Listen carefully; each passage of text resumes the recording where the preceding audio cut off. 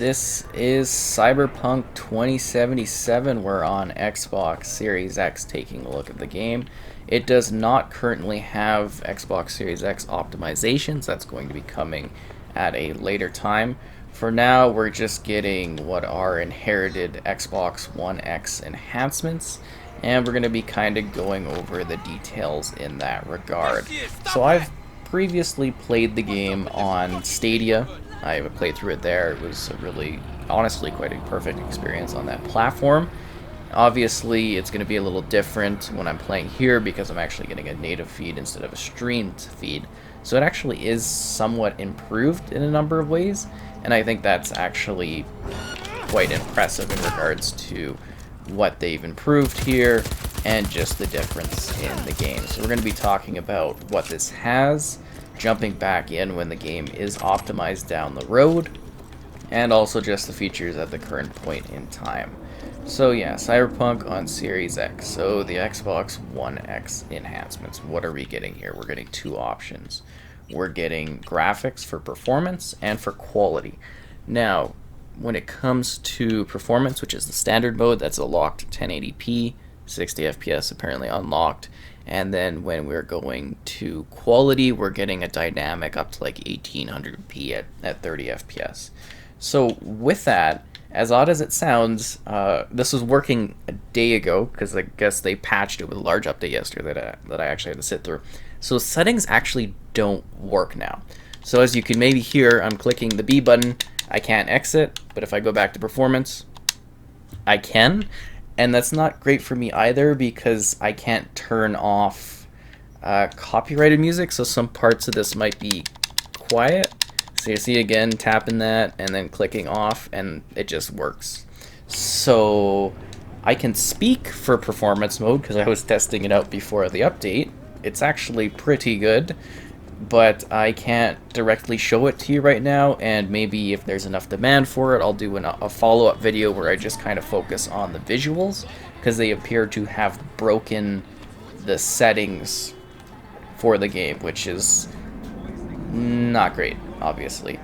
So this is Cyberpunk 2077. This is the Cyberpunk game of my dreams. I've always wanted a Cyberpunk game like this, and here we are. It's kind of amazing. I've chosen the female V for this particular playthrough. I was the male V when I did the Stadia run, so if you're not familiar with Google Stadia, I do have a video up where I am showing that off so that you can see that in action. You can see different, well actually that's a pretty good representation of the two modes. I do have both the options there.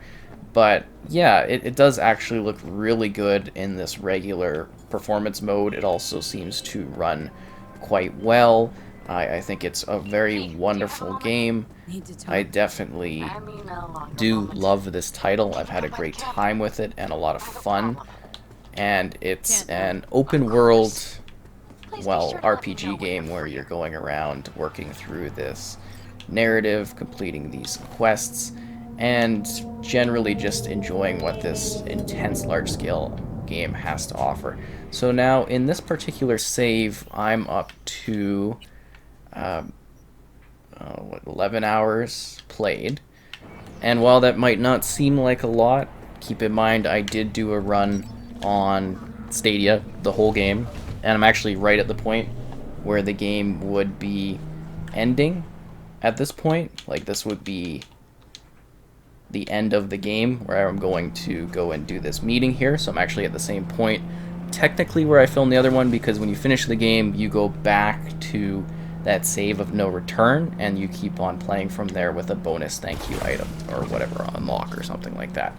Anyways, I'd actually have more time than I have noted here because I've literally skipped through every single bit of dialogue. I followed my initial playthrough quite closely, but I also changed up sort of the ordering of when I was doing certain quests. Once again, the game did actually run quite flawlessly. I didn't really notice too many issues in the overall experience. I had one side AI character go into a T pose, which doesn't matter because it's like an NPC that wasn't part of the scene. I've had a couple, I guess you could say, frozen NPCs. I don't know why you don't get an option just to like not talk to these people that call you all the time. It kind of drives me crazy, but you can see some of the dialogue in regards to some of the story elements with characters that we're dealing with here. Yeah, okay.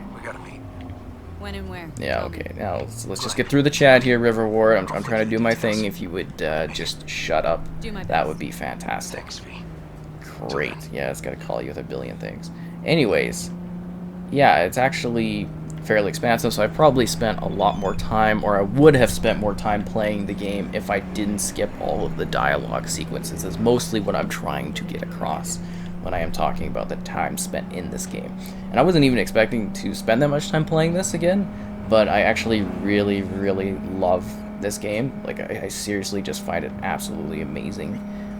It's such a great experience, and I know a lot of people, there's a lot of like negative talk around it, you know, on the internet and stuff, and you know what, it's fair to have those complaints, but I just want to say, if you have the Series X, it's actually a pretty well running experience. I actually noticed in comparison to Stadia, it also seems to be having a little less pop-in.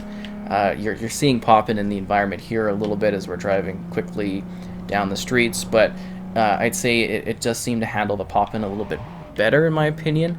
So that's particularly the case when you're in the desert. The shrubbery and everything seems to... it seems to actually kind of stay quite well. You don't really see it popping in, whereas Stadia was really popping in. So any like glitches, there was a point where I got hit by a car and I fell through the world, loaded back a save that was a minute earlier, not a big deal. Other than that, I really haven't had any sorts of performance issues. It's all, well, I mean, I'm saying as in bugs or problems. I mean, performance-wise, you're seeing gameplay here. It feels pretty fluid for the most part. Driving, you know, maybe like a thing here and there, but you know, when you're doing regular gameplay, running around shooting, it's very much running quite well.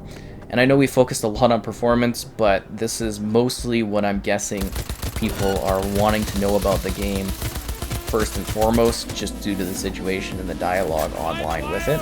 I just want to say I've had a great time playing it again. Like, I really, really do quite enjoy this. So now we'll talk a little bit about the other part of the experience for those that, you know, are looking into Cyberpunk from kind of a gameplay thing. So this is an open world RPG. It's got a bunch of entirely distinct areas that you can visit. We're in an industrial spot. We were in the downtown core. And then there's like kind of a Japanese type area, more of a dock section, a huge deserty section with other characters. And then there's also like Pacifica, which is kind of like a lost amusement park, fancy retail real estate area where the rich were supposed to go, and that kind of fell apart. Now it's all broken down. But as you can see, there are tons of things to do in this game. You can quest to your heart's content for hours and hours. And you know, there's tons of different clothing types and weapons and tools and modifications that you can make, and you can manage your health and your body items, and you know, it's got a fairly in-depth character customizer. It's decent, and you know, there's genitals too. Ooh, it's exciting, but it's not quite the focus of things. Yeah, it's there, but yeah. And then there's all these different skills, and then there's like a perk system on top of those skills. I've put in all of my skill points towards the main body, and then also the blades, because I've learned the katana is godly. But yeah, I'm like a level 19, got your street cred, and then you can just kind of like bump up your character. There's a ton of quests, a ton of different meetings, different gigs, things you can take part in, side activities, main missions. You know, there's just a lot to this game. It's pretty brutal, it's intense, it's got really good gunplay. You know, it's got nice contextual leaning within the environments. It really is quite in-depth in so many interesting ways. I just think it's really quite well done. So many dynamic characters. It's also really very lively as well. When you're out there in the world kind of going through the streets, it feels very like packed. It feels like there's a lot going on in the city. And I think that's kind of wonderful. It just really does feel like the ultimate sort of cyberpunk adventure. If you're like into that genre, I think you'll absolutely love what this game has to provide. And I really like the story. So you're basically starting out from these different areas. You get to choose. I went with the corporal again. I was like, I kind of want to maybe do the streets. I don't think I'm much of a nomad character, but I know a lot of people seem to like the nomad type of scenario. But yeah, it's just not necessarily for me, I have to say. But yeah, like I was saying, it's interesting. You get your starting point, and then you kind of make your way up, I guess you could say, the chain. You do a big gig, and then eventually you end up connecting with, well, I hope this isn't spoilerish at all, because it's been all over trailers. You should know about that right from the get-go, but the Keanu Reeves comes in and plays this character. I won't talk about him too much in depth, but he's kind of your, oh wow, I didn't kill them all. He's kind of your pal in the game. He's a figment of your, well, not really figment, but he's part of your mental psyche and how you're living. So you see him in the world. He kind of has things to say. He talks to you.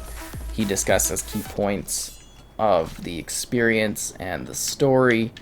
And yeah, I think he's quite well done. I really liked his character. And there's an element of choice in the game. I mean, it's not like a super expansive element of choice, but you do make decisions that impact where things go. I didn't find the ending to be particularly profound, but I still really, really liked what they did with the story in this one. I just found it very entertaining, very interesting, and quite distinct in terms of what you're doing, your goals, and yeah, I really did like the story. It's lengthy. And then on top of that, there's all these different side missions and goals and objectives that you can take part in. Like, you could just spend countless hours exploring this incredibly designed city. There's just so much depth and life to, like, every part of the environment. And then on top of that, there's this intense layering of destruction to it. It really is quite amazing just how much, like, intensity you can, like, cause, and the damage and the battles you can have, and the different characters you'll come across battling wise. It really is quite amazing what you can do in this. And I want to say destruction as in you can go in some areas and you can like literally like shred walls. There's this part where you're like Keanu and you're running around in this building, like you're experiencing some Keanu movement or moments. They're pretty cool, but you can like just shred these like wooden railways, and you can just see like all the bits of wood and everything fly out. Or even earlier on, there's this one part where you're doing like a rescue thing, and you can see like the wall just disintegrate as somebody shoots at you. It's quite amazing. And you can summon your car like a horse if you're wondering earlier when I popped this horse out, or I can just take, you know, like other vehicles from other people. I got enough strength. But I'm mostly trying to showcase, you know, the visuals, the style, the aesthetic of the game. And I've never seen a game quite like this in terms of the scale. It truly is impressive. And keeping in mind, you know, we haven't even seen the Series X optimized version. It might be further away considering, you know, all the hostility and the negativity that they're dealing with these days. But, you know, when we do see it, I'm very much looking forward to showcasing that, because it's just, like, it's such a wonderful world. Like, we'll stop here, and we'll just look at, like, it's just amazingly big. I've never seen a city like this in a game, like at this scale. And you can go into buildings, and there's different levels to buildings. It's just massive, and there's stuff in the sky, and you know, different times of the day and the night, and different characters. I also thought they handled the romance subplots quite well in this one. I was very pleasantly surprised, because usually they're not great in games, but they actually handled. There's a few of them in there, and I've kind of experienced bits of both now that I've been doing this. Holy, will people stop calling me? Hello, V. Oh man, people just... Jefferson? The AI is relentlessly trying to give you activities to do. Leave me alone. Okay. But What's it about? yeah, it's just such a wonderful and well-developed game. There's so much, like, things you can do, and so your many back, little Jefferson. interesting Don't worry. technical elements to what this provides.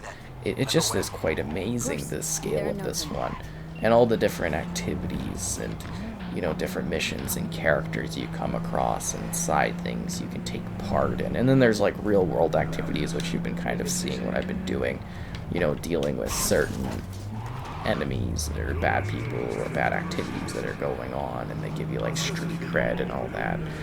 There's just a lot of options. And then I guess on top of customizing your character, finding clothing and everything like that, you can also get these augmentations. And like certain places tend to have different ones. Like you go to the desert and you can kind of get a guy who'll give you like invulnerability to fire. And they're like these ripped dogs. It's quite interesting. Like the whole game in general, I just find quite fascinating in terms of the design of it. And while you can fast travel between the blue points on the map, for me, I really do love just driving around. It's such a joy to see this vast location. And then, you know, you look at the story, and people, like, I see lots of things, and I try not to have them influence. But I mean, I've done my review, I've done my written review already, I've moved past that. I'm now just doing the Xbox review, so you guys know how it's running here, because I know there's been a lot of questions about it. But the big thing is, you know, you look at this, you look at the scale of it, and you look at how long the story is. There's not really any other shooters out there that have this much of a story to them. And you look at it as like, oh, it's an RPG and it's a shooter. Yeah, but there's other similar shooters that try to be RPG-like, and they don't hit close to the scale and the design and the creativity within this world. Oh my god, they are driving nuts today. I am not finding your lost vehicles, Delamain. No, I am not finding them. But really, you know, aside for the most part, this does actually run really well. It looks really good. I've had a lot of fun playing it. I haven't really noticed issues. I've just had a good time. I've even talked to some of my pals that are on the Series X playing it. They're also mentioning that they're having a similar great experience. One of them said that they had 2 bugs, a T-pose, and then something missing at one point, but it was like a 2-second reload and it wasn't an issue for them. And I'm not saying there aren't problems. I've heard lots of things about the lower end Xbox consoles having issues. I'm not trying to say that those don't exist. I'm trying to say that from the Series X perspective on this game, it's running very well, and it's a very comparable and perhaps even slightly better experience than what I had on Stadia in terms of the visual presentation and quality that was present. Although I am curious what the Stadia 4K feed would be like, because I think that one could potentially do more.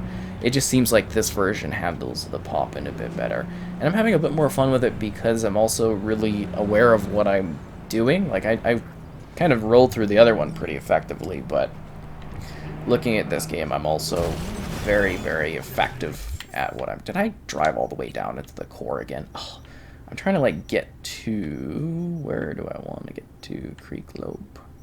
Metro Med Center. I'm trying to think of where I want to head. Assault in progress. Well, maybe somebody should go deal with that, like the cops or something. Like, what is this? Am I just supposed to deal with everything? The Redwood Market. Great. So we want to head there, and we're going to do so by wrapping into the middle here for a fast travel point, because I need to do more walking in this. I've done way too much driving around. Okay, let's ooh, that's a bad area. Don't want to deal with that. But yeah, I'm mostly trying to get across just like the sense that you can be driving around, seeing all these particle effects, dealing with all these people, and then you can just kind of get out of your vehicle and walk places, and there's people and there's things and it's just a very lively sort of environment that's really quite exciting. Like, it almost might be faster just to drive there, but I want to show more walking because I don't know if I've done enough of that. But yeah, you could just kind of get out any point of your vehicle. Like, you don't even have to drive at all in this game. You can literally just walk places or run or sprint, and you just enjoy it however you want to. It's really quite amazing. Like, even that, like, the sense of wonder on foot is even more present than when you're in a vehicle. And you can drive a vehicle in first person. I want to get that across in case you're wondering. I just do third because it's a lot easier to see where I'm going and what I'm doing.